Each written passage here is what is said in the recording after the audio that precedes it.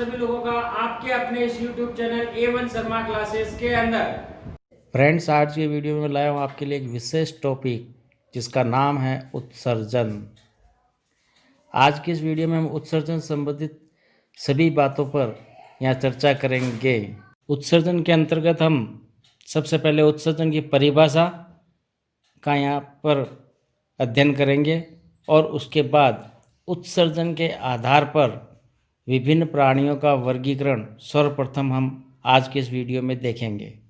उसके पश्चात धीरे धीरे हम आगे उत्सर्जन से संबंधित विभिन्न प्रकार के प्रश्नावली, जो कि प्रश्न विभिन्न प्रकार के कंपटीशंस में पूछे जाते हैं, उनसे संबंधित चर्चा करते हुए आगे बढ़ते रहेंगे।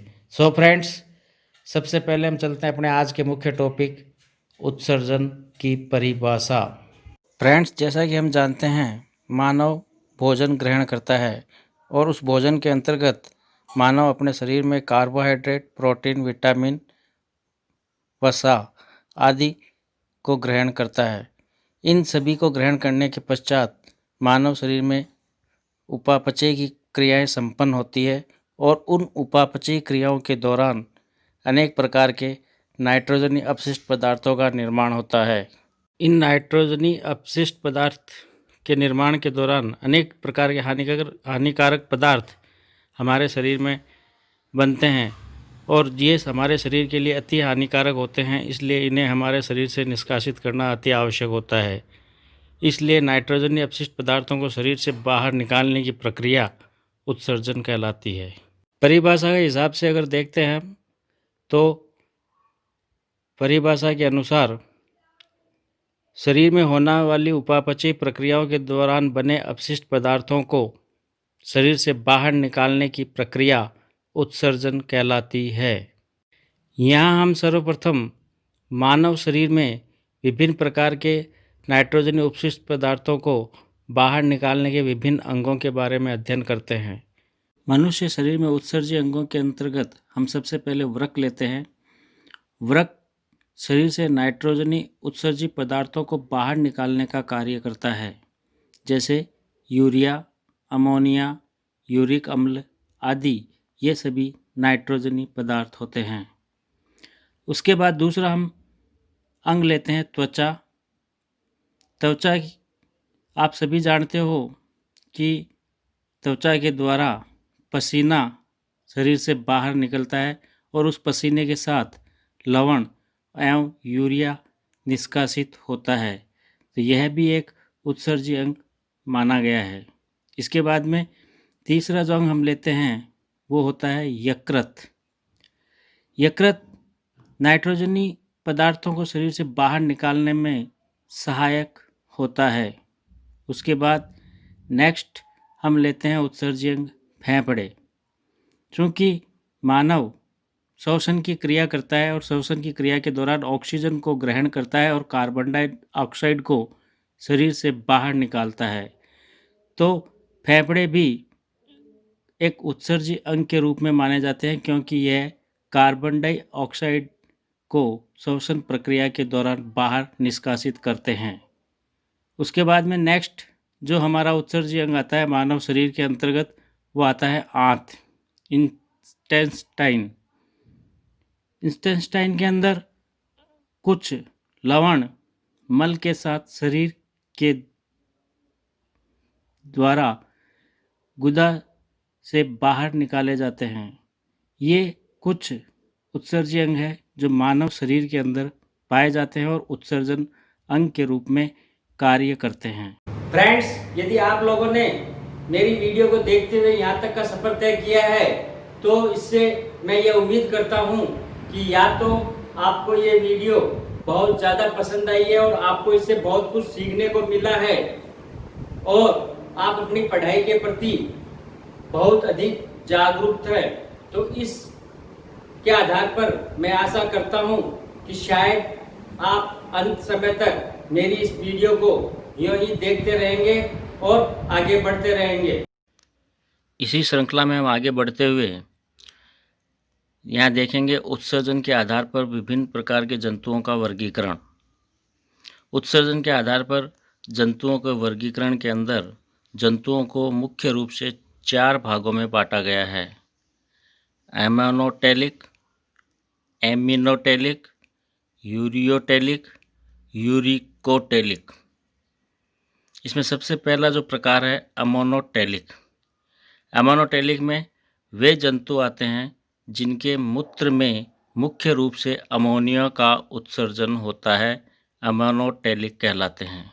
जैसे प्रोटोजोआ, सिलेंट्रेटा, एनेलिडा, मोलास्का संघ के जंतु तथा कुछ मछलियाँ, मेंढक के टैडपोल, लार्वा आदि एमोनोटेलिक के रूप में आते हैं, क्योंकि इनके मूत्र में मुख्य रूप से अमोनिया का उत्सर्जन होता है और अमोनिया का उत्सर्जन होने के कारण इसी के आधार पर इनको अमोनोटेलिक के अंदर रखा गया है। दूसरा रूप आता है इसमें एमिनोटेलिक। एमिनोटेलिक के अंदर वे जंतु जो उत्सर्जी पदार्थ के रूप में मुख्यतः एमिनो अम्ल निकालते हैं, एमिनोटेलिक कहलाते हैं, क्योंकि ये मूत्र के रूप में एमिनो अम्ल का निष्कासन करते हैं और इसी के नाम के आधार पर इन्हें एमिनोटेलिक कहा जाता है। और इनका मुख्य एग्जाम्पल है इकाइनोडर्मेटा, जिसके अंतर्गत तारा मछली, सियारचिन, अरस्तुकाल, लालटेन आदि सम्मिलित हैं।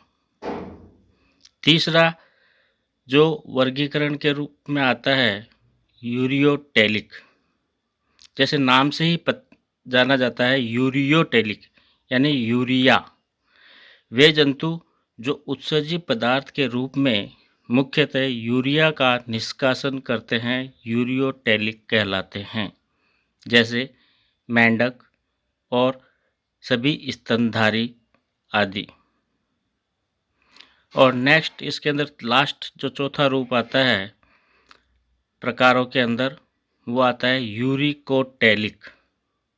यूरिकोटेलिक यानी नाम से ही आप यहाँ समझ सकते हैं, यूरिको यानी यूरिक अम्ल।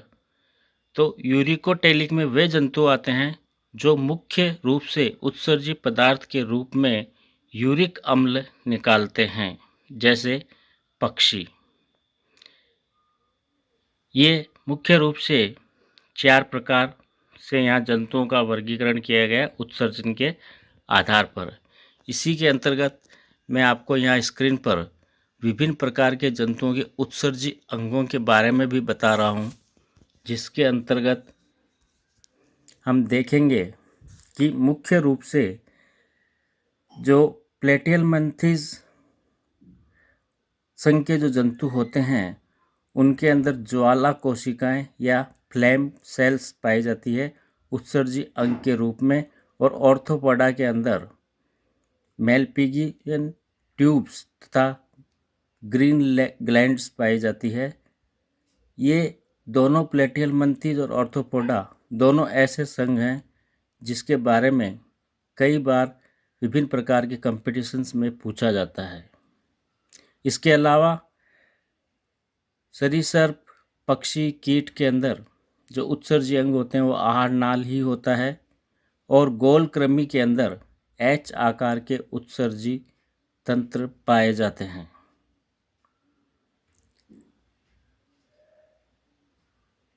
तो यहाँ पर ये आपको मुख्य रूप से मैंने उत्सर्जी अंगों के साथ साथ उत्सर्जन के आधार पर विभिन्न प्रकार के जंतुओं का वर्गीकरण बताया है।